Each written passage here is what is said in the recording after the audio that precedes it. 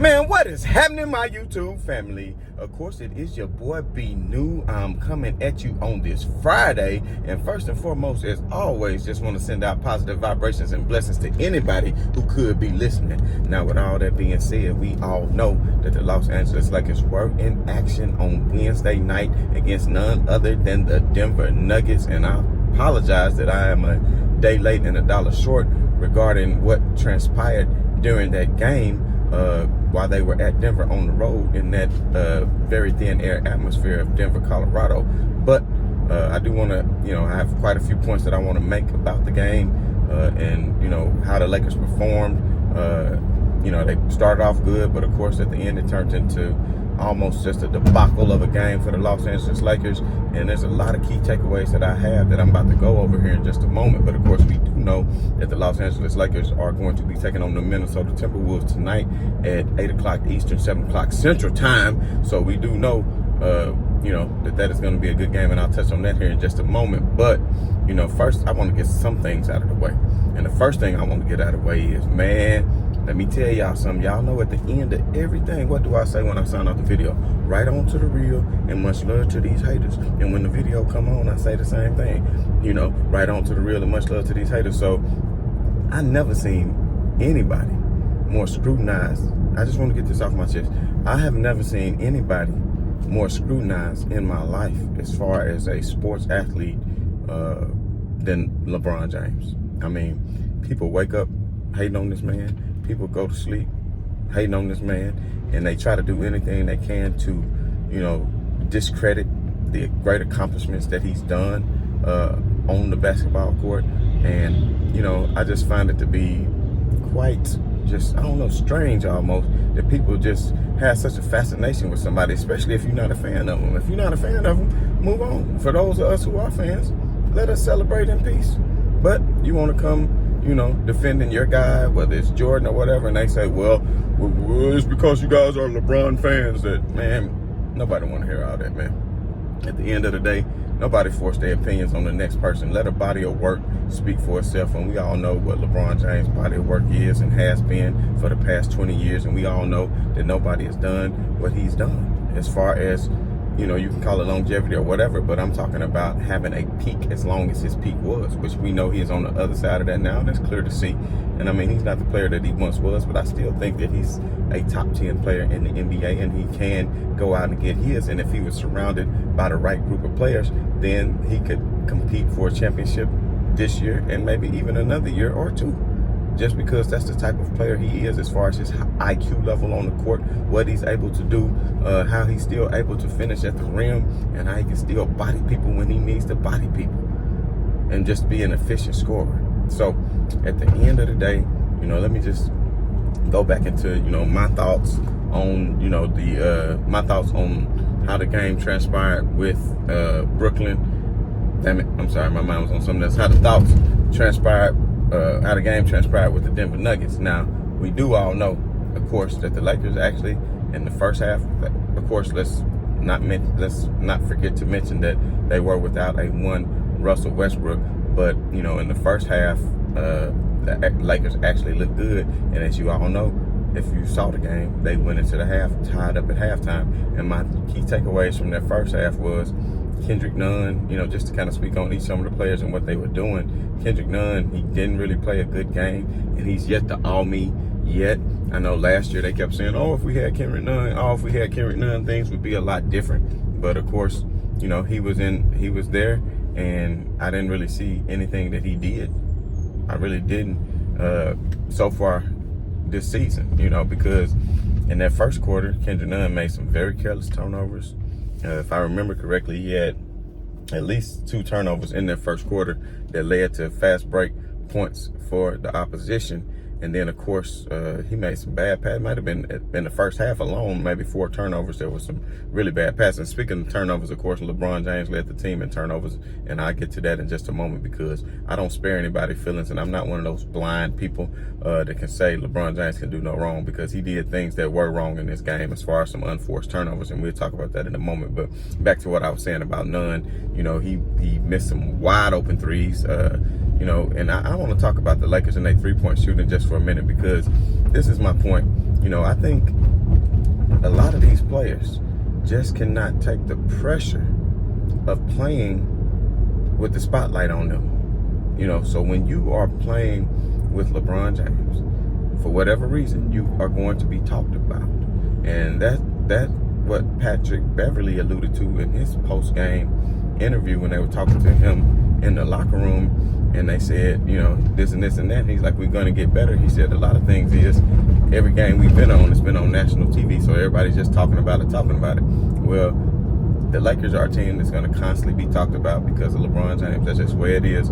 They know that he can still bring ratings because he's a very polar player. And by that, just in case you don't understand what that means, is either you love a lot of people, either you love him or you hate him. You know, so you got a lot of people that love him, a lot of people that hate him, nobody really in between. But because of the polarization of our society, that's what sells, you know.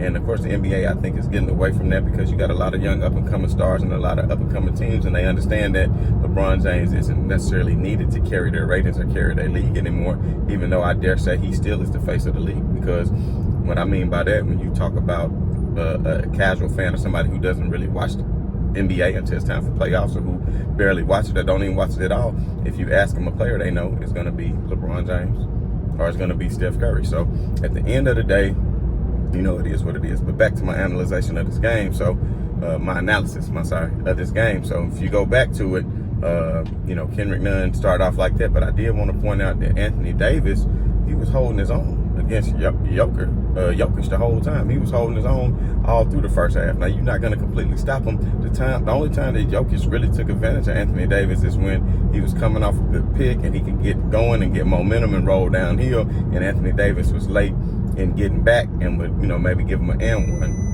Speaking of and ones, I mean, you could barely brush up against some of these Denver players and allow them to get an and one, but LeBron James was steadily getting brutalized and hit, and time in and time out, it was not getting called. He should have had a couple of and ones, but he's not getting those calls. He should have had a couple of more trips to the line, but he's not getting that. AD had one free throw attempt the whole game. You mean to tell me, I know he takes some elbow jumpers, but at the end of the day, you mean to tell me he's not getting fouled to enough to where he can even go to the free throw line? So I'm not trying to blame the refs, but I'm just pointing out some of the things that I saw. And, you know, LeBron James is a very hard player to ref, kind of like Shaq was back in the day. If any of you old enough to know, you know, Shaq used to get brutalized down there, and just because he was so big, people be chopping the hell out of him, and they wouldn't even call it because he's so big. It just doesn't look as much like it's a foul. If you did that to a regular size player, man, it might be a flagrant. You understand what I'm saying? So they need to do a better job on how they officiate, because it was players on the other team who go down and they get brushed up against, you know, body, you know, some body brushed up against them, you know, in the body, not, you know, necessarily with the hand foul, but fouling with the body, and it's called a foul every time. But yet LeBron James is getting bumped each time when he goes to the hole, but that's not a foul because what? Because he's bigger and stronger? That's not right. So anyway, like I said, the Lakers did very good in the first half. I think they really kept it very close by being a tie score, but in my head I was already thinking, here come the Lakers' third quarter woes. They do the same thing as they did last year. They come out third quarter and then they start getting blown out, and then they get a double-digit lead worked up, and then in the fourth quarter, here they come playing good and cut it real close, because as you all know, the Lakers went down by close as 20-something, and then of course they came back and cut it down to 7. And when they cut it down to 7, another one of my observations is the Lakers start getting a little bit selfish. You know, you can sell out on defense and play good, but then when you start getting offense, you get frustrated because maybe you're not getting your touches. Now, Matt Ryan came into the game and he hit a 3. And I'm thinking, damn, Matt Ryan, you know, even though he may be more of a liability on defense compared to the other players, you know, at least he's capable of hitting a 3, and he doesn't lack the confidence. You understand what I'm saying? He does not lack the confidence. And, you know, he came in and he hit a 3, and then at one point they had cut it to 7. And then I noticed LeBron James was trying to be more aggressive, you know, and instead of him kicking it over to Matt Ryan, he tried to be more aggressive, take it to the hole, and actually went up against 2 people, and I think he ended up turning the ball over, when normally LeBron would make the right basketball play and would have kicked it out to Matt Ryan. He would have kicked it out to Matt Ryan. The lead was already 7. You kick it out to Matt Ryan, he makes that shot, you have a 7-point lead to a 4-point lead. Now you're really in the game, and you can finally start to do some things, you know. And another thing, LeBron James was really sagging off Brown in the first half, knowing he's a 40% three-point shooter. I don't know why he sagged off him so much. For the most part, the Lakers was doing great, closing out on three-point shooters and, rotating around the key and bringing all the help from the right places and playing good closeout defense. And they really limited the teams they've been playing to low percentage from the three line. So I think the Lakers have been doing a great job defensively. They just need to step it up on the offensive side of the ball, and that's what I'm saying. Matt Ryan was open, and then on another play, Anthony Davis, I think because he wasn't getting his touches like he wanted in the second half, that he did the same thing. He sat up there and, you had somebody that was wide open.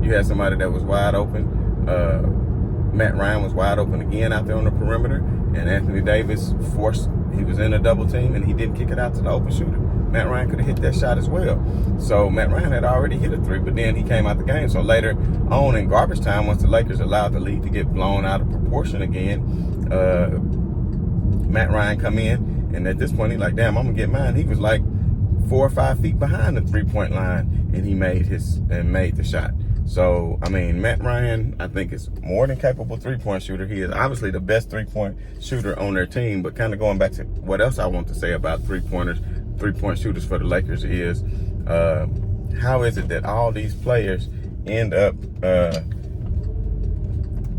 have a high career percentage from three-point line, but then all of a sudden, they just become broke?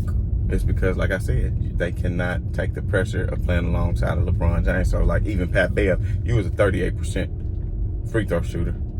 And now, even though you're getting better looks than you ever got, you go from 38 to, 19 so far for the season. All these players who were a lot better at three-point shooting have went to a lot worse because they cannot handle the pressure of the three-point shooting. It's that simple. So, pressures of being on the spotlight and being on every sports show every morning and every night, Sports Center, whether it's, Skip and Shannon or whatever, First Take, that's who they constantly always talking about. So they can't handle the pressure. Now everybody's talking about the three-point shooting. So they're in their own heads.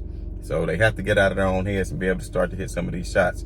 And speaking of tonight, they're saying that Russell Westbrook is going to play tonight despite the hurt hammy. He might have just had hurt feelings even though he was cheering on his team, but maybe it just took him a couple of days of pouting to embrace his role of coming off the bench. So I don't necessarily think that'll be a bad thing. I haven't given up completely on Russell Westbrook. I think he can run with a second unit because he's still capable of getting downhill and getting to the rim and creating for others. So just because you're not a knockdown shooter, maybe this would give him what he needed. He can be the leader of the second unit. Nobody wants the six-man a year reward if you're a Hall of Famer. Nobody wants to go to doing that, but it is what it is. Don't end up like AI. Don't finish your career like some of these other players did. You understand me?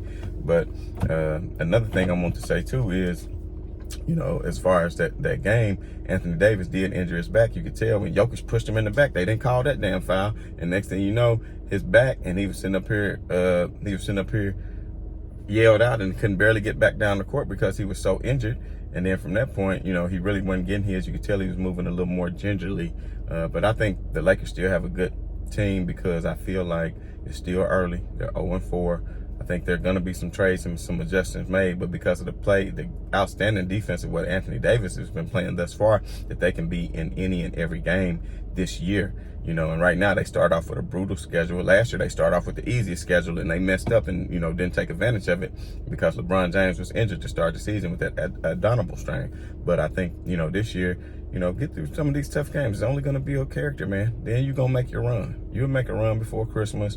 You start to get into some of the easier teams. They haven't played a team like an OKC or Houston. But some of these young teams, they're going to run you out the gym too if you're not careful. But because of their defense, I think they'll be in the game.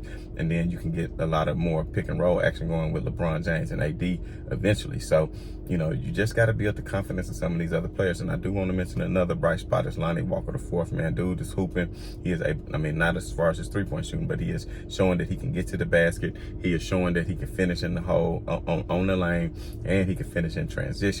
I think he's a bright spot thus far to the Lakers. And I honestly think once Dennis Schroeder comes back, he's going to solve a lot of the Lakers' problems because he's a capable outside shooter. He's not the best, but he's capable, and he's capable of leading the offense too, especially when LeBron James sits and you get a little bit of action with Schroeder and AD, who have a chemistry that they built up prior to. So, and also another thing I want to mention before I sign off is during that game, you had Anthony Davis and Damon Jones, and Damon Jones was playing good, but of course, I wanted to see him and AD together at times and put LeBron in at 3. I think would have been a good idea, because then you get the Lakers a lot of size up front.